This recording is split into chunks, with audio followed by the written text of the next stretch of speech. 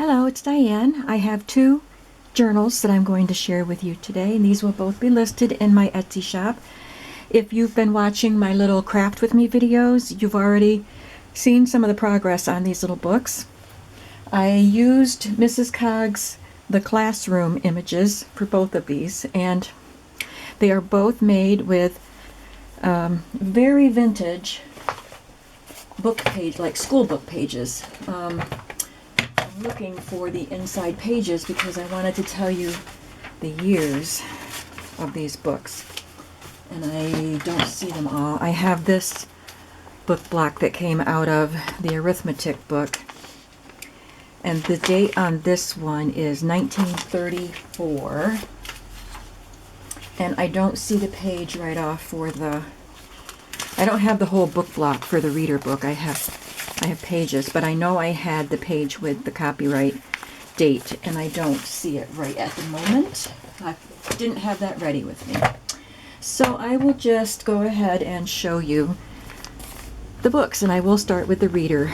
The Merrill Reader's Fourth Reader, and it has this image, looks like the Pied Piper on the front, cornucopias at the top. It's just a really beautiful design.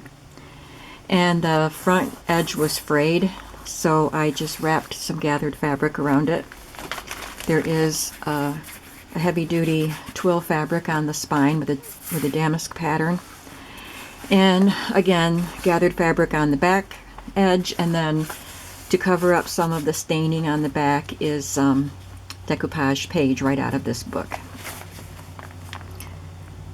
Somebody used pencil way back in the day and colored in some of the letters. So I cleaned off the book as well as I could, but there are marks, and you can still see where the pencil was used there. There are 3 signatures in the book, and I used this piece that I had left over from a Graphic 45 set. I thought it was appropriate. There's Tyvek, what do I want to say? Strengthening the spine, and some craft cardstock, and of course the fabric. And of course the spine is made with chipboard, so there's several layers there to the spine. So you saw me in the one of the Craft With Me videos make these pockets with the image from Mrs. Cogs and some fabric pieces and lace pieces, and it's as a sewn on as a pocket. And here is a shipping tag with a little bit of stenciling and some distressing and a fiber eyelash trim. The papers are coffee dyed. There's a little mini fabric collage. It's got a little fabric and lace and a beautiful crochet trim on this edge. And you saw me decorate this page. There's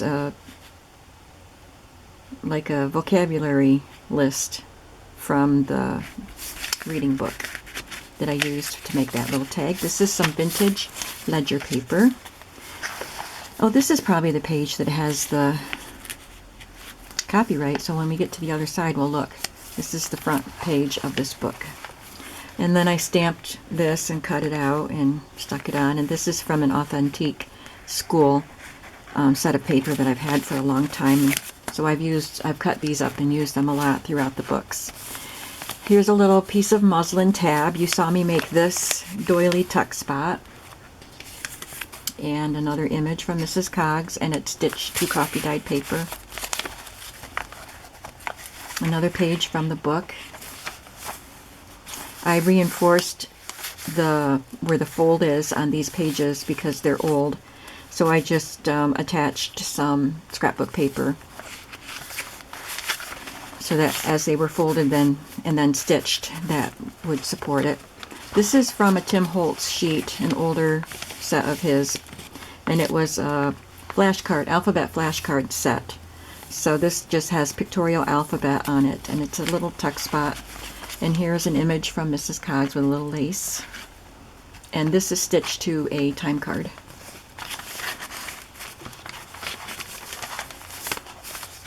This is coffee dyed lined paper. This is ledger paper, but it's really cardstock. It's from Seven Gypsies. so it's a good sturdy paper. Got a little bit of glue here. And this is a children's book page. I put a different children's book page in the center of each signature. And on the back is just some lined paper for journaling. There's a piece of gathered fabric here, and then the little hearts attached to the ends of the thread. It's actually a waxed cotton thread. And a little guest check. And then I had a sheet of paper that had little school things. I just cut them out. This is the chemical symbol for gold. So it says good as gold, and then this says I before E except after C. And here's just a little pennant I made with my definition stamp and a little scrapbook paper that looks like a ruler. And this is a piece of brown, thin brown paper, and there's a little stenciling here.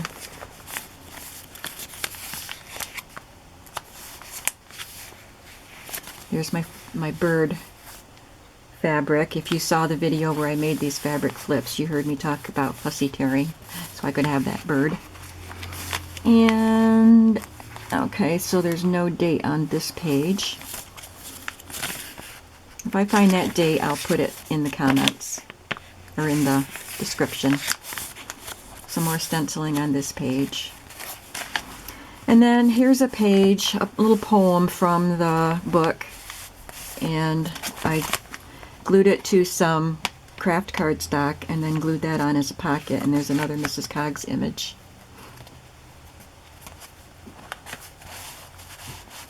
There's a little bit of washi tape up here. Second signature has that little collage pocket that we made.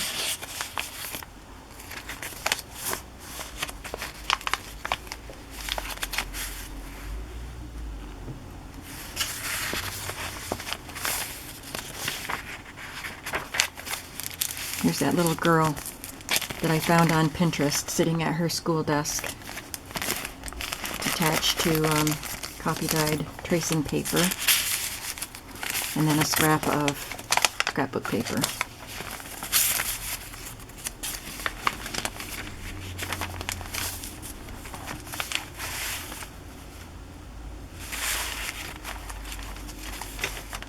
There's a stamp up here that says memory record.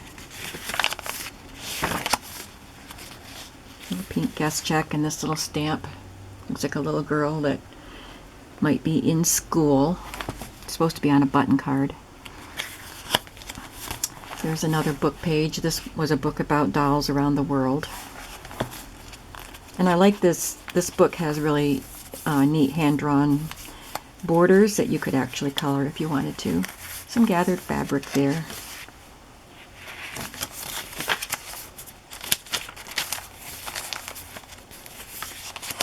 Another fabric flip with some ledger paper underneath it to write on. It's scrapbook paper. This is vintage ledger though.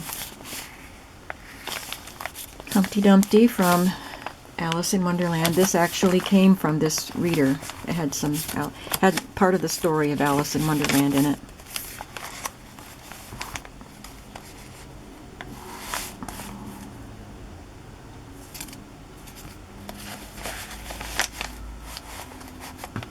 Another little illustration from a story. And then the third signature.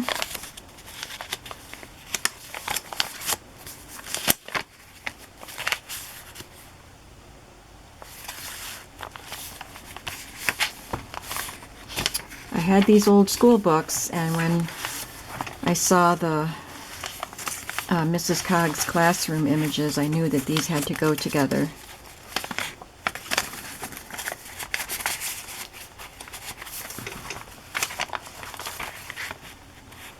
So this is my guest designer project for Mrs. Cogs. I really enjoyed using these images. There's another journaling stamp up there. This is from that sheet of cut apart school images, a carton of milk. I sure remember getting the carton of milk at school. I usually carried my lunch to school because I didn't like the food that they served, but I always got my carton of milk. And these cartons they were wax coated, and every now and then you'd get little pieces of wax floating in your milk. And when that came through my straw, I did not like it. And then I didn't want to drink any more milk. Here's a children's almanac page with a piece of ruffled fabric. This is from the Authentique School paper.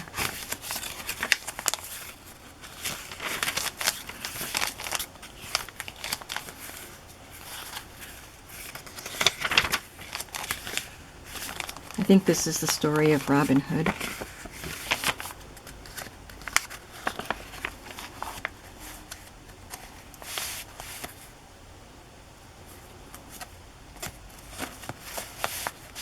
And then on the back page, I used a vintage library card and put some of the Tim Holtz alphabet flashcards there, and then put in a little library card. So this one is called Fourth Reader. And I'll go through this one more quickly because it's pretty much the same. This one is Practical Arithmetic. It has gingham fabric along the side and crochet trim. And all of the pages that I used in the book, actually, to decorate the book, came from this Practical Arithmetic book. Again, I had another Graphic 45 book plate, or whatever they're called. There's an image from Mrs. Cogs, the little fabric collage with the butterfly, which you saw me create on the craft with me.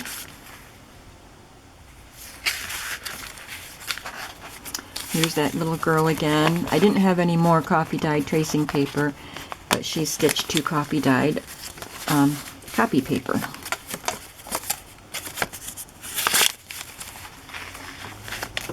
So all of the tabs are made with a variety of fabrics. It's a very eclectic looking book. There's a little glue.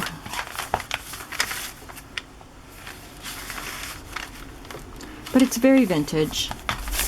I had to keep it looking vintage because of the book covers themselves. And the Mrs. Cogs image are definitely vintage designs. So many lessons to learn. This is eyelet fabric. And this is that book doll. The doll, what am I trying to say? Dolls Around the World book. This one says Czechoslovakia, and it has some more images you could color in.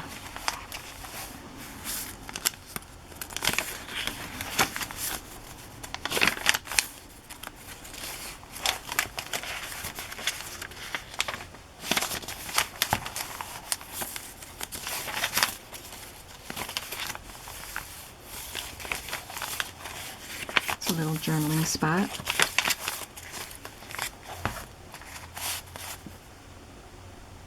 Looks like they're playing marbles.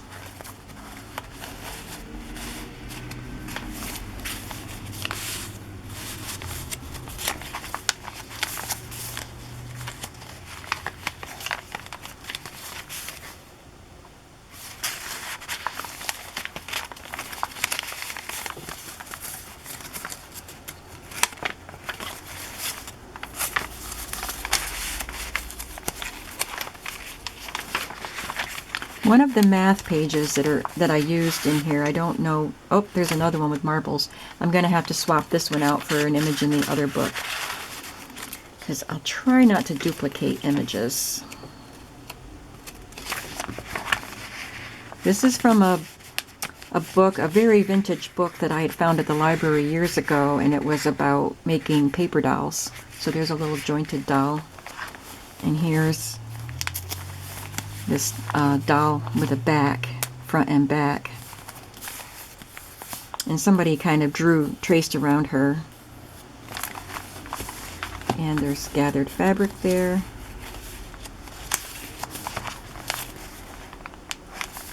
I just thought that was a fun book.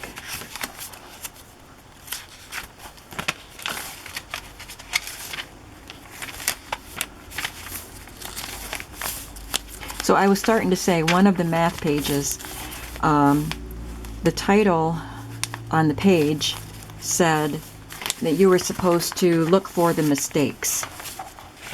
The problems were done, but you were supposed to look for the mistakes and correct them. So I just wanted to point that out in case you get this book and then you actually look at that and say, hey, they didn't do their math right back then. I don't remember what part it was, but I remember I cut the title part off so you wouldn't know. I mean, that's not why I cut it off, but I figured they wouldn't know that that's what that page was for. It might be this one. No, that's not it. But I like the way that looks, all those numbers lined up.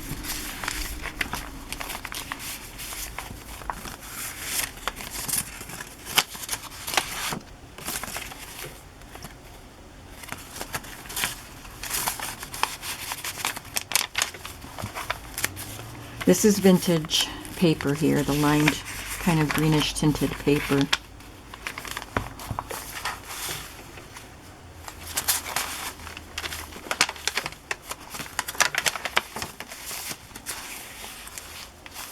This is from the Children's Almanac.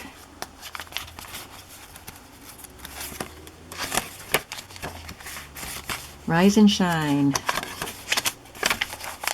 It's tough to do on a school morning when you're a kid, and it's tough to do on a work morning when you're a grown-up.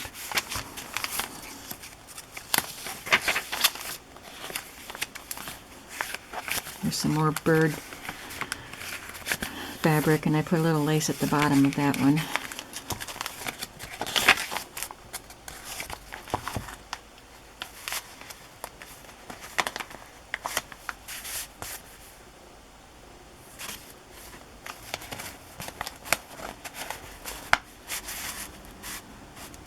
Maybe it was this right here that was the, I don't know, but anyway, if it was my book, I probably wouldn't make the effort of actually checking the math. But just in case you do, just know that some of them are wrong on purpose. This is cut from that scrapbook paper about school, 2 little pieces, and this says do the math, and then this one says smart. And it has some math problems right there. So we have Practical Arithmetic and 4th Reader. They will both be listed in my shop. I will link Mrs. Cogs' Etsy shop, and I will link my own Etsy shop below. So thanks so much for watching, and I'll be back again soon. Bye-bye.